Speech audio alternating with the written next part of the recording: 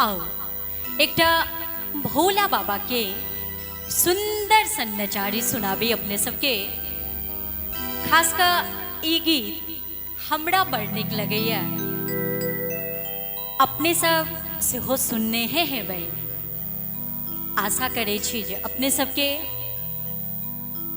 हमरा आवाज में सेहो ई गीत बहुत सुंदर लागत।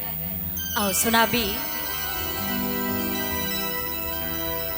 हम आनंदे रहबैयो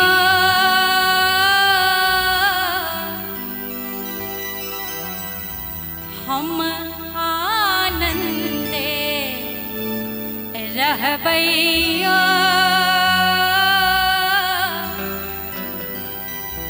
बम भोला के दरबार हम आनंदे रहबैयो हम आनंदे रहबैयो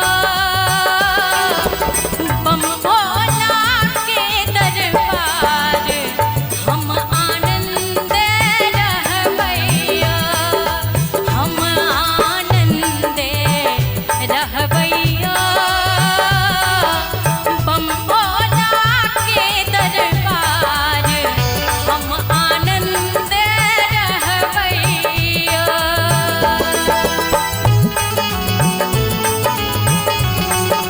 बहुत बढ़िया।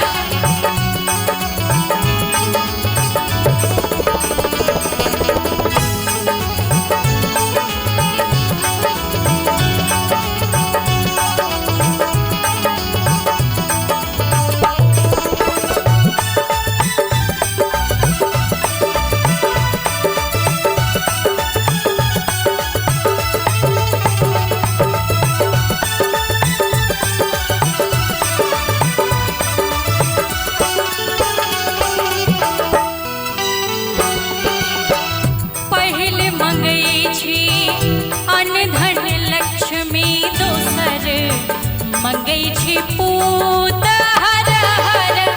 पहिल मंगई छी अन्न धन लक्ष्मी, दोसर मंगई छी पूत। तेसर मंगई छी निर्मल काया, तेसर मंगई छी निर्मल काया।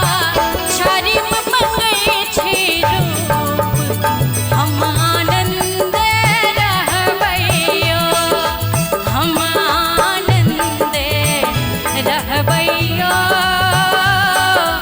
बम भोला के दरबार हम आनंदे रहबैयो।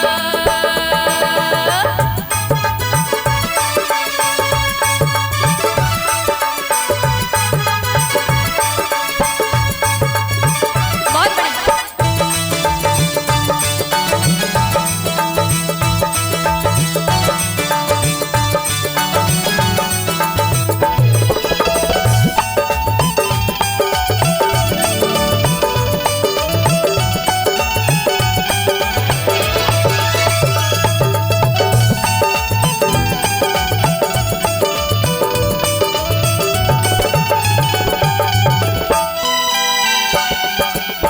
कथिल मंगलो अन्न धन लक्ष्मी, कथिल मंगलो पूतियो बाबा।